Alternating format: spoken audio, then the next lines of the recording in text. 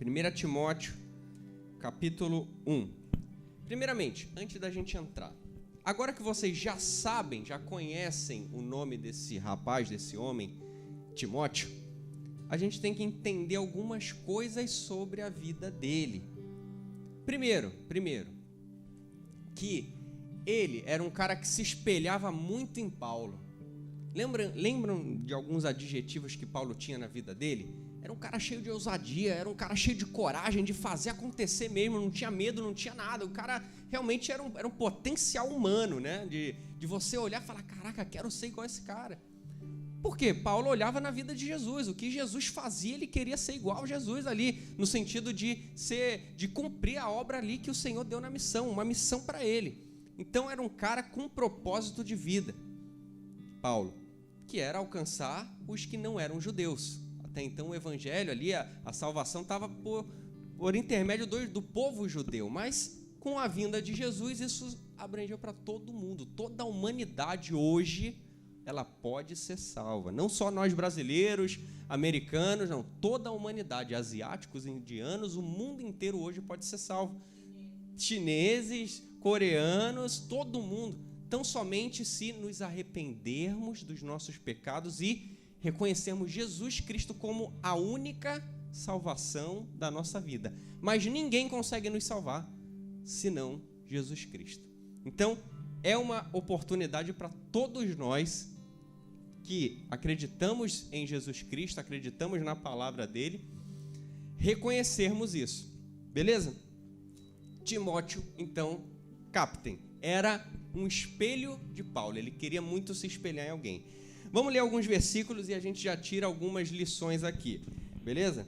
No capítulo 1, versículo 1, vou ler aqui 1 e 2 para a gente conversar. Paulo, apóstolo de Cristo Jesus, pelo mandato de Deus, nosso Salvador, e de Cristo Jesus, nossa esperança. A Timóteo, verdadeiro filho na fé, graça, misericórdia e paz da parte de Deus Pai e de Cristo Jesus, nosso Senhor. Como uma boa carta, ele está ali colocando o quê? O nome, né? O meu nome, eu, Paulo, estou escrevendo e também estou colocando o destinatário. Quem? Timóteo. Então, assinou a carta. Uma coisa que eu falo sempre nos inícios das cartas para a gente perceber que é interessante, a forma que ele fala quando diz algo referente a Jesus Cristo, a Deus. Olha só, ele fala o seguinte, ó, Paulo, apóstolo de Cristo, pelo mandato de Jesus. Ou seja, mandato, ele tinha um mandato a se cumprir aqui, que Jesus Cristo deu para ele. Lembram da última aula que a gente teve, que eu falei para vocês refletirem referente à missão? Qual é o propósito da tua vida hoje aqui na Terra? Natan, eu estou vivo, o Senhor Deus está me dando ar aqui para eu respirar. Então, qual é a minha missão? O que eu tenho que fazer? Porque o Senhor tem tamanha misericórdia de me manter vivo hoje. O que é, Natan? Isso era uma coisa para vocês refletirem. Agora, quando a gente vê Paulo, ele fala um mandato de Deus na vida dele. É como se fosse uma missão dele aqui. Ou seja, eu tenho que fazer isso. Eu tenho que levar o evangelho às pessoas, claro, mas eu tenho que formar pessoas também. Porque o meu mandato vai acabar um dia. Não é isso? Um cara completamente determinado ali em cumprir e assim, destemido em fazer acontecer o evangelho. Assim, por que eu estou falando até repetidamente isso? Para vocês entenderem o espírito, sangue nos olhos que Paulo tinha referente ao amor, a falar de Jesus Cristo, levar a palavra, levar a cura, levar a salvação a outras pessoas. Era um cara completamente destemido a isso, certo? Cadê? Ele fala ainda mais, ó, nosso Salvador e nossa esperança. Ou seja, o reconhecimento de Jesus Cristo como Salvador dele. Salvador dele.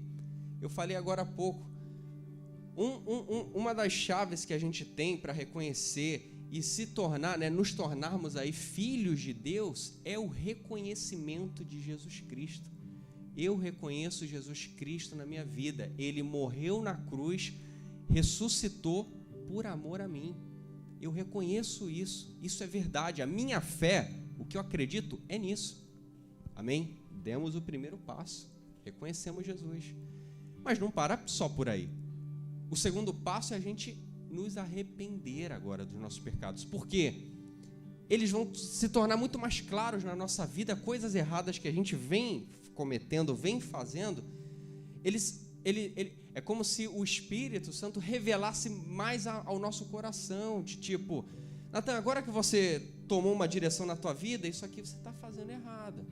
Esse caminho que você está decidindo aqui, cara, não é bom para a tua vida. Então, a gente tem a chance de nos arrepender.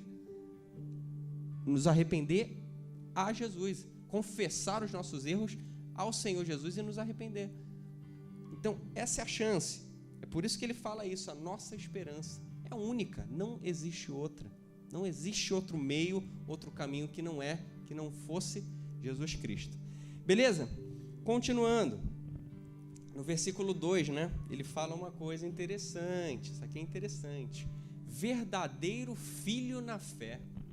Por que Paulo está chamando ali Timóteo de filho? Ele não era um filho ali da carne, mas um filho na fé. O que é isso? Por quê? Até. Como assim? Como assim? Filho na fé? Filho que eu creio, né? É a mesma coisa que meu pai é meu pai aqui na carne, como homem. Mas, sei lá, alguém me tem como filho na fé. Que isso? Por quê? Por que Paulo caracterizava Timóteo assim?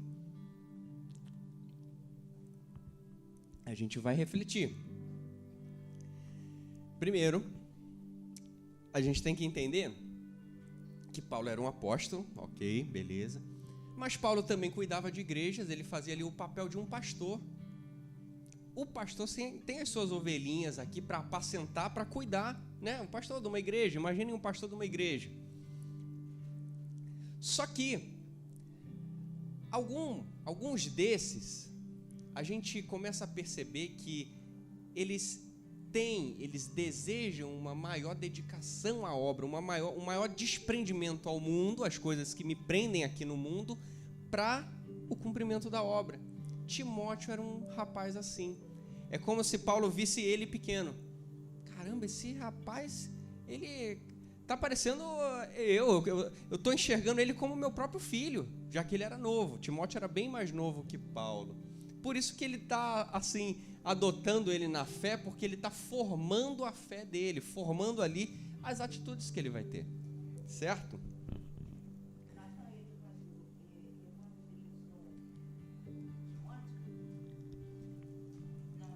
Isso é interessante. É uma pergunta até para os nossos universitários lá de trás, hein, Sergião? E aí, você tem certeza? Paulo foi o rapaz que evangelizou Timóteo ou não? É, isso aí, olha só a importância, né? Timóteo teve uma formação pela mãe e pela avó dele, que apresentaram o evangelho. Olha, isso aqui é a salvação, isso aqui é Jesus, a mãe e a avó. Timóteo abraçou aquilo e falou, caramba, eu quero mais. E ele, claro, foi ali buscar em alguém que, tinha uma sabedoria, um conhecimento muito maior, que era Paulo, certo? Eu falo aqui, mas eu esqueço que o pessoal da live, né? A Josi perguntou aqui se foi Paulo que evangelizou Timóteo. A gente respondeu aqui que não, foi mãe e avó dele. Ah, Lloyd, né? A avó se chamava Lloyd, né? Boa. A mãe era Eunice? A mãe de Timóteo era Eunice e a avó era Lloyd, né? Que apresentou o evangelho para ele. Legal. Muito bom. Continuando. Versículo 3. Meu título diz: o ministério de Timóteo em Éfeso, falsas doutrinas e suas características. Isso aqui vai ser um ponto legal da gente falar. Verso 3.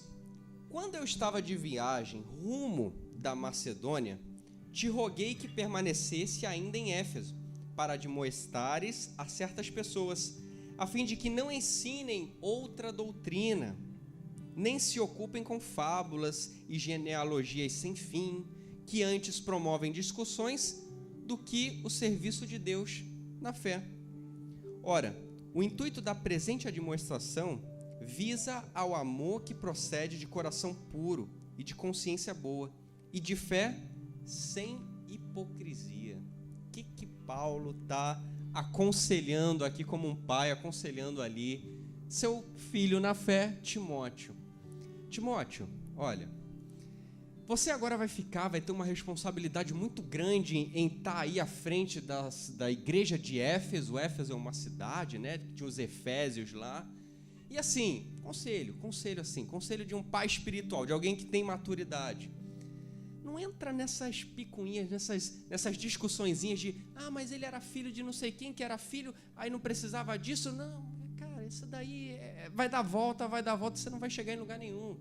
Não entrem aí nessas fábulas que as pessoas estão falando, que é assim que acontece, que a história não é bem assim. Ou seja, cara, não vai por essas histórias aí, essas coisas que não são reais, não. E se alguém falar, não dá muito crédito, não dá muita ideia, não.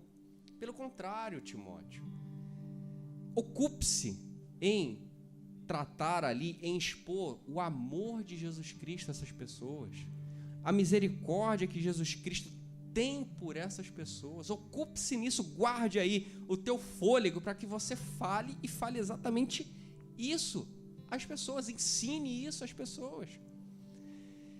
Ou seja, conselhos de alguém sábio. Imagina se a gente chega numa escola bíblica aqui e começa a falar, mas ele era filho de não sei quem, que era filho disso, que era filho daquilo. Não, mas segundo a teoria grega, mas o latim fala isso, mas... Primeiro, vai ser uma coisa bem chata até da gente ficar falando.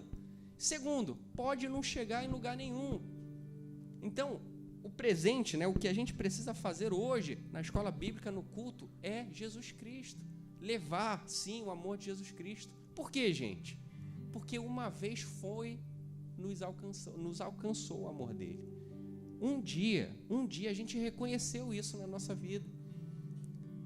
Através da boca de alguém. Que esse foi da boca de alguém até chegar Paulo. Foi uma repetição, né? A avó falou para a mãe, que falou para o neto, que falou para o bisneto, que foi, e assim vai, até chegar a gente, até chegar aos nossos ouvidos. Estão entendendo? Então, que nos ocupemos aí com essa responsabilidade como igreja, como filhos aqui, certo? E continuando, a gente parou no 5, vamos para o 6. Deixa eu ver aqui se tem comentários. Cadê?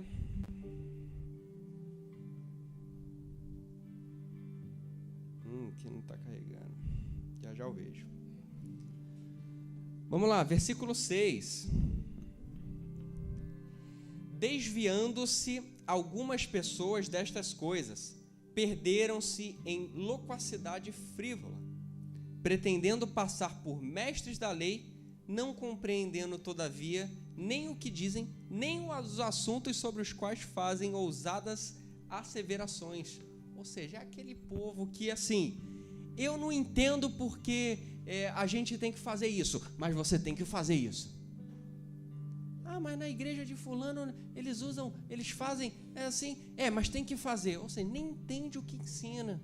Ou seja, uma doutrina aí deturpada, uma doutrina aí de homem. Eu inventei, eu estou falando aqui para você fazer. Sem base bíblica, sem nada. É uma questão puramente humana, puramente uma doutrina aqui minha. Todo mundo que veio na igreja cristã viva tem que fazer, se comportar dessa forma. Bíblia, Natan, onde? Não sei, mas tem que fazer. Então, mas peraí, não é assim. Não é assim. Poxa, se é para a liberdade que o Senhor nos chamou, nos libertou, claro, existe uma sã doutrina, existe a sã doutrina, ela está aqui. A gente já estudou ela em outras cartas. Então, que a gente siga isso e não seja aí, vamos dizer assim, precipitados em algumas atitudes que a gente vê homem inventando coisas para a gente fazer e que muitas vezes ele fala aqui, por hipocrisia, né? Nem ele mesmo faz, mas coloca um cargo na vida para alguém fazer. Poxa, isso não é evangelho, isso não é palavra de Deus. Onde está o poder de Deus nisso? Não, está no homem, está no eu aqui na frente, eu faço, eu abençoo, não. Natan, é Deus. A gente é o caminho aqui que Deus, na sua infinita misericórdia, nos possibilita. E a gente vai e faz. Assim como Paulo e Timóteo. Beleza?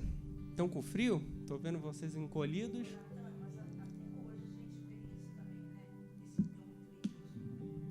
Exato.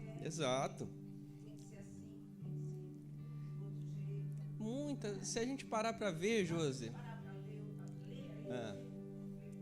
É assim.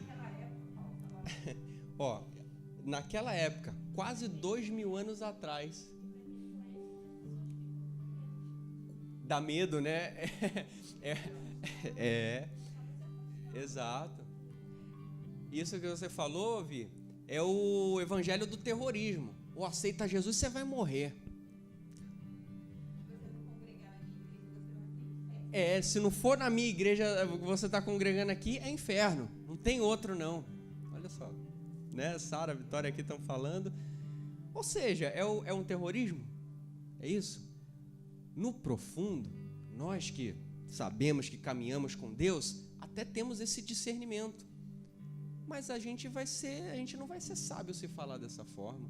Pelo contrário, a pessoa não vai querer nem ver, nem ir. Não chama aquela igreja não, que lá tem umas coisas lá que já vai criar o medo da pessoa já ir na igreja, o medo de participar de alguma coisa do evangelho ali, porque já ficou aterrorizada. Eu não, o nego vai me chamar lá, eis que não sei o que, vai me expor lá, vai expor minha vida lá, mas espera aí, onde está o fundamento disso? Na igreja se fazia isso? Existiam os profetas? Existiam, mas sábios, entendeu? Então são muitas doutrinas humanas aí que a gente vê que é mais por terror, mais por medo, mais do que realmente Jesus Cristo, do que realmente salvação, né? Por amor, certo? Continuando, versículo 8, meu título diz: a lei e os seus objetivos. Sabemos, porém, que a lei é boa, se alguém dela se utilizar de modo legítimo, tendo em vista que não se promulga a lei para quem é justo, mas para transgressores e rebeldes, irreverentes e pecadores, ímpios, profanos, parricidas, matricidas, homicidas, impuros, sodomitas, raptores de homens, mentirosos, perjuros e para tudo quanto se opõe à sã doutrina. Calma aí que eu vou explicar. Segundo o evangelho da glória do Deus bendito, do qual fui encarregado. O que Paulo está dizendo aqui?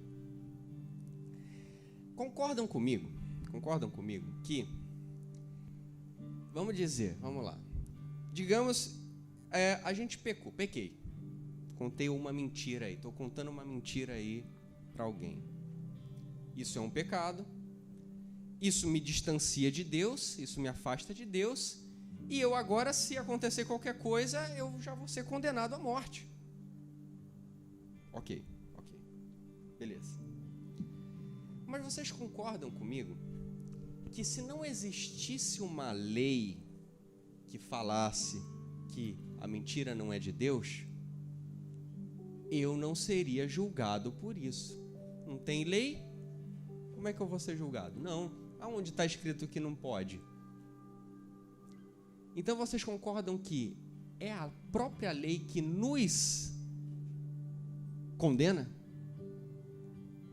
Uma vez que a Bíblia diz: amarás ao teu próximo como a ti mesmo, amarás a Deus sobre todas as coisas. Se não tivesse isso escrito e a gente trocasse, né?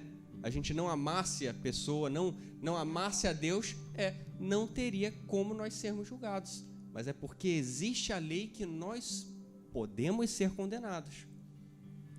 Aí por que a gente fala que quando Jesus veio, ele, assim, cumpriu a lei?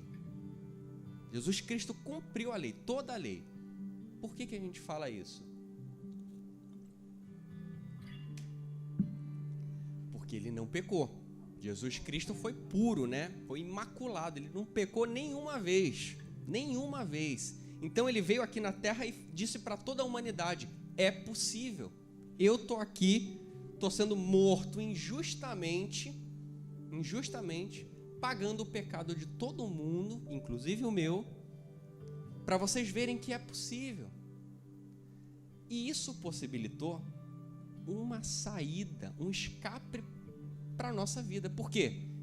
Se alguma vez você já transgrediu a lei, você está condenado.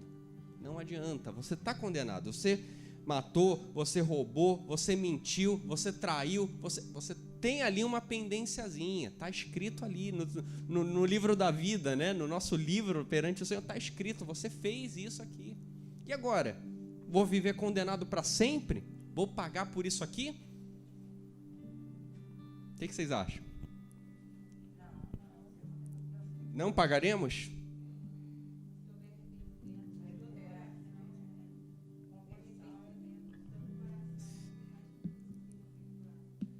Sara está falando aqui.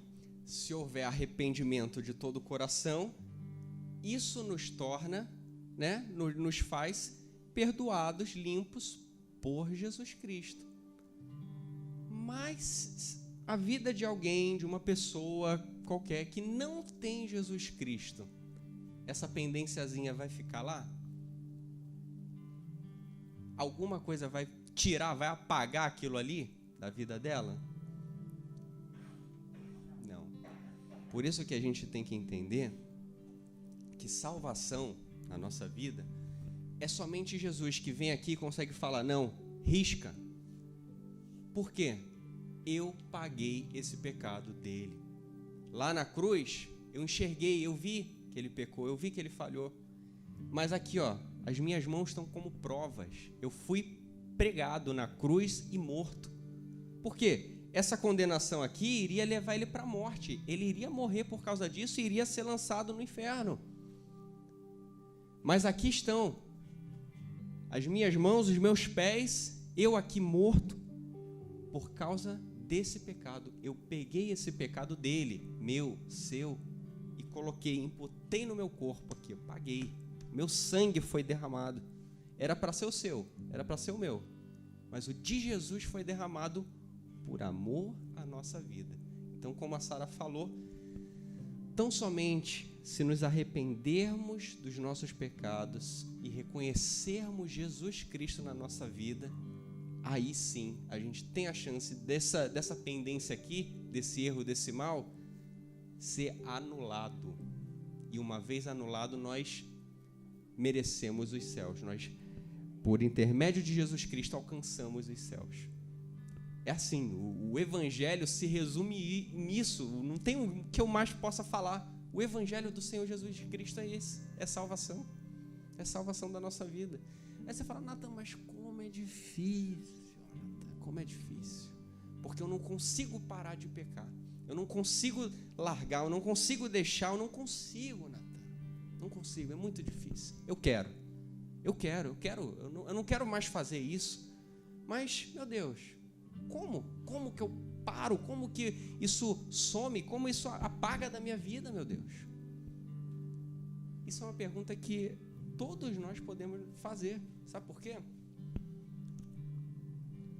Na Bíblia diz uma coisa que é muito pesada, que é a seguinte: porque todos pecaram e todos estão destituídos do reino do céu.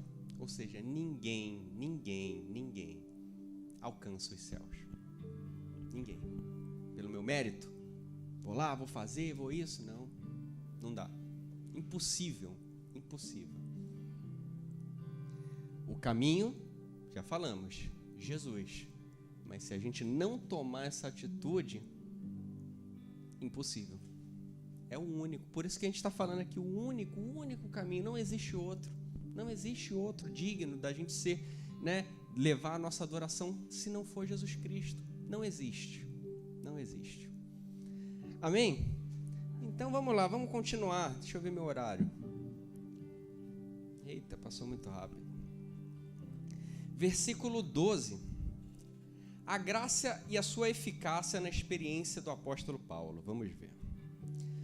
Sou grato para com aquele que me fortaleceu, Cristo Jesus, nosso Senhor, que me considerou fiel, designando-me para o ministério. a fim de que, noutro tempo, era blasfemo e perseguidor, e insolente, mas obtive misericórdia, pois o fiz na minha ignorância, na incredulidade. Transbordou, porém, a graça de nosso Senhor com a fé e o amor que há em Cristo Jesus. Fiel é a palavra e digna de toda aceitação, que Cristo Jesus veio ao mundo para salvar os pecadores, do qual eu sou o principal. Caraca, nossa, Jesus. Paulo está falando isso, ele está falando que ele é o pior dos piores, né? Se comparar Paulo e a gente, ele era pior do que a gente. Caramba, o que ele fazia de tão mal? Para ele ser considerado até, ele mesmo falar que ele era o principal de todos os pecadores, né? A gente já estudou Atos, a gente sabe que Paulo era o camarada que perseguia Jesus, né? Perseguia ali as pessoas que estavam fazendo a obra de Deus. Imagina, a gente está aqui com a porta aberta, aqui falando de Jesus. Daqui a pouco chegaria Paulo aqui, iria prender todo mundo, se não for matar todo mundo e pronto, e segue a vida. Ele era esse cara. É que ele foi transformado da água para o vinho mesmo, né? De perseguidor, ele se tornou um perseguido agora, por causa de Jesus Cristo. Então, quando ele fala isso, assim, a gente, poxa, mas São Paulo, né, que a gente ouve por aí, está falando que ele era um pecador, e não só pecador, o principal pecador.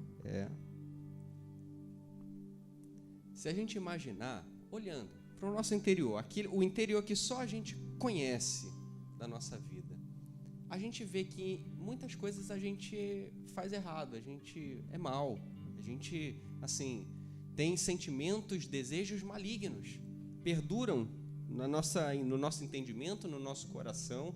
Alguns refletem nas nossas atitudes, e aí você vê, caramba, como eu sou uma pessoa assim. É uma reflexão que acredito que Paulo, escrevendo essa carta, é que ele está fazendo de si. Caraca, eu era uma pessoa muito perturbada, eu era uma pessoa completamente atribulada na minha vida. Como é que pode eu fazer isso? Ao ponto dele reconhecer. Mas ele fala, grande a misericórdia do Senhor, né? Como é que ele fala aqui? Mas obtive misericórdia, pois o fiz na minha ignorância e na incredulidade. Ou seja, tudo que ele estava fazendo era porque ele não cria em nada. Ele era um incrédulo, né? Hoje a gente crê em Jesus, ele não crê em nada. Por isso que ele diz aqui que recebeu essa grandiosa misericórdia na vida dele. Mas, e agora? E os que conhecem? E os que creem? Isso não torna pior até? Porque a gente está pecando completamente consciente do nosso pecado. Não é porque eu não conheço Jesus Cristo, não. Eu conheço Jesus, eu sigo o seu caminho, mas eu peco. Isso não me torna pior do que alguém que não crê, que não conhece, que não sabe nada. Que eu estou fazendo completamente consciente. As pessoas aí fora no mundo, às vezes, nunca teve contato com Jesus. Então, eles fazem. O mundo é assim. Mas e a gente que sabe? E a gente que sabe e peca? Olha só, o estágio, né? O estágio em que estamos. Caramba, Natan, então é pesado, é bem pesado isso pra gente. A gente vê que, caramba, é difícil. Mas não impossível. Temos Jesus Cristo, graças a Deus, para nos redimir de todo pecado, certo? Continuando. Versículo 16. Deixa eu ver os comentários, né? Tem gente comentando? Deixa eu abrir aqui.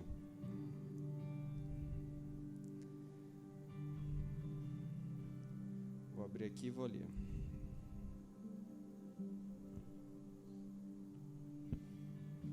Valdinei, cadê o Valdinei? Ah, Valdinei tá aí atrás. Ah, tá. Eu falei, Valdinei? Vamos lá, vamos ver. Minha avó Tereza, a paz do Senhor, irmã Conceição, Angélica assiste a gente na live e chega pro culto, né, Angélica? Um beijo. Tô te esperando aqui, estamos te esperando aqui no culto, tá? Chama a Álvaro aí também para assistir aqui com a gente. Irmã Roseli, chegando do trabalho. Ah, tá, trabalhou hoje. Entendi. Então acompanha a gente daí, hein, Roseli? Um beijo. Marcinha, o amor de Jesus que nos preenche. Muito bom, Marcinha. Minha avó, Tereza, nós não devemos nada. Jesus já pagou na cruz e nós temos que agora obedecê-lo. Isso aí, vó, muito bem. Assim, a gente tenta fazer uma coisa complexa. Não, porque não é isso, é arrependimento, é reconhecer Jesus. Basta Jesus na nossa vida. E vamos lá, continuando. Verso 16.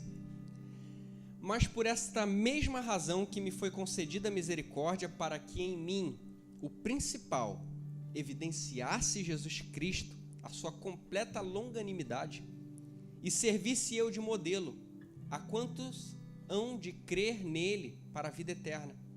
Assim, ao Rei eterno, imortal, invisível, mas real, né? A gente cantaria assim, né? Deus único, honra e glória pelos séculos dos séculos. Amém.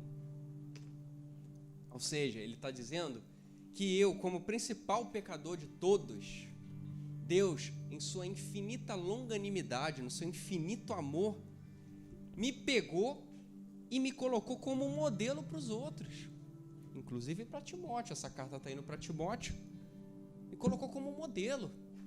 Então, ao Rei eterno, irreal, invisível, como é que ele fala? Imortal, ao Rei eterno, imortal, invisível e irreal, a Ele seja o nosso louvor, a nossa adoração, porque Ele tirou o pior dos piores e hoje converteu a ser um homem aí que foi uma grande bênção para o Evangelho do Senhor Jesus. Amém? Versículo 18, já estamos acabando.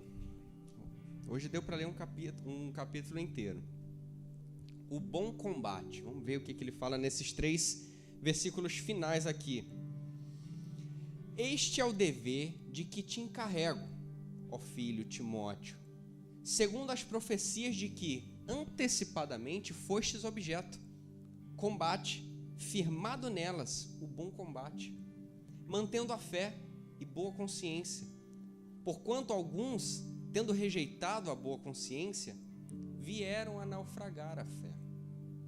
E dentre esses se contam Himeneu e Alexandre, os quais entreguei a Satanás para serem castigados, a fim de não mais blasfemarem. Ele finaliza esse capítulo 1 aqui um pouco pesado. Ele pega pesado aqui. Mas ele está dando a ideia aqui para Timóteo do seguinte, né? Lembra? Eu falei no início, né? Combati o bom combate, guardei a carreira, né? Guardei a fé. Ele está falando exatamente isso. Timóteo, agora que você vai assumir, que você vai estar à frente, que você vai ter uma responsabilidade gigante na tua vida, a mantenha com boa consciência. A mantenha aí, como é que ele fala? Cadê? Mantendo a fé. Cadê? Conforme as profecias que anteriormente foi dada a você. Ou seja, a gente acaba de descobrir que Timóteo recebeu aí uma direta, né? Eis que te digo, Timóteo, tu serás assim, assim, assim, vai acontecer isso, isso e isso. Tanto é que isso pode ter sido público que Paulo conhece, Paulo sabe. Ou Timóteo falou para ele, ou ouviu. Então, ele está falando, lembra disso que foi profetizado para a tua vida. Guarde a tua fé. Combata o bom combate com consciência, sabendo que é batalha todo dia. Batalha, cara. Não vai ter um dia que você vai ter descanso. E se houver esse dia de descanso, tenha muito cuidado, porque pode ser o dia do teu tropeço. A gente está vivo aqui porque, né, a gente fala aí fora, é um leão por dia. A gente guerreia, a gente batalha todos os dias, porque todos os dias vem Satanás nos tentar. Todos os dias, incansavelmente, vem ele tentar desviar a gente do caminho. Todos os dias, pessoal. Não tem um dia que a gente esteja free aí, que a gente esteja tranquilo. Não existe esse dia.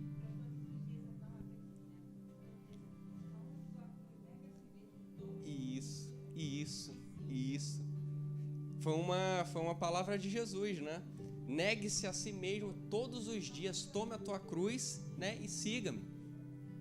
Todos os dias, ou seja, se a gente está falando, Natan, mas o evangelho, mas eu aceitei Jesus, mas agora eu tenho Deus, estou na paz, estou suave, a gente está se enganando. Mas as pessoas aí no mundo, elas vivem tão bem, elas vivem tão assim, tal.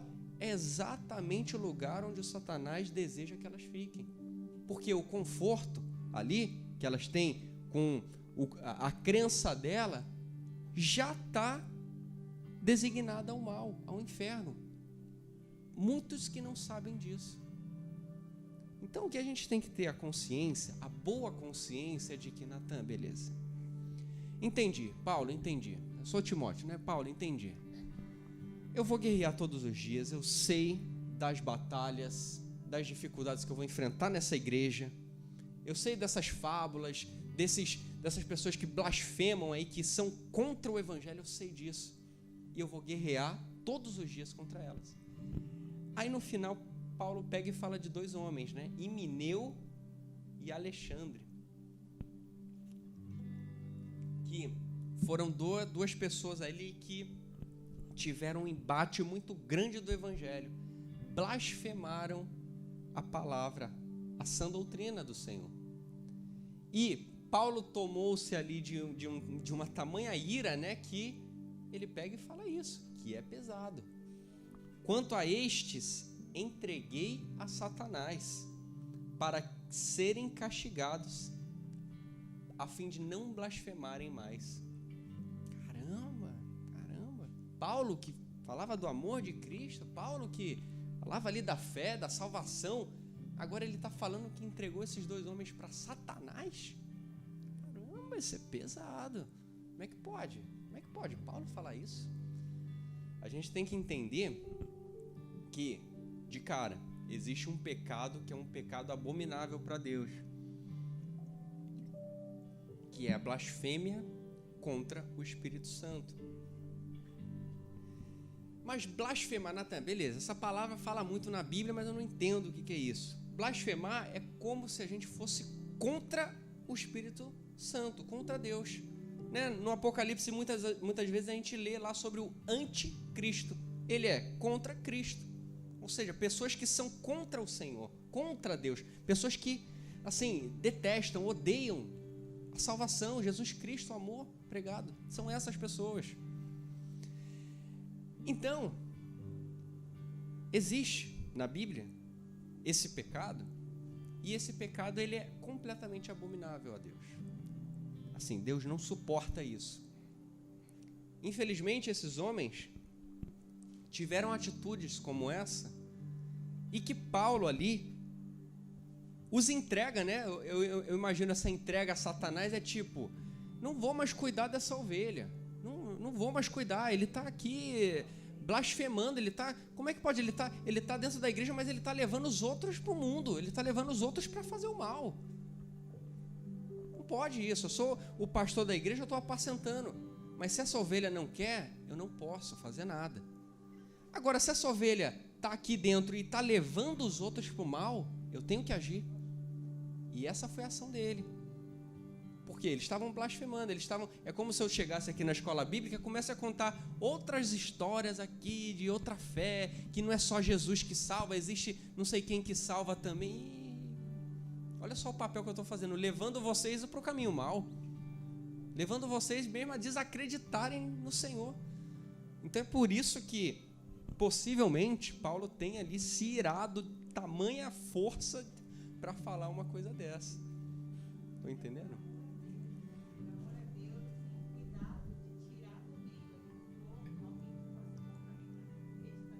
Exato. E o perigo disso, né, Sara? Imagina. Nas palavras de hoje a gente pode dizer aquela pessoa que é tóxico ali dentro. É o que consegue jogar a toxina do mal para todo mundo, e você que estava bem, agora você já está mal, agora você não quer mais ir, ou seja, foi uma seta de Satanás aí contra a igreja, e Paulo ali está defendendo a igreja. Lembrem, igreja, quando eu falo, pessoas, nós, não é aqui não, nós, pessoas. Amém? Então, pessoal, acabamos aí a primeira carta de Timóteo, o primeiro capítulo da carta de Timóteo. Na aula que vem a gente vai dar continuidade no capítulo 2, tá bom?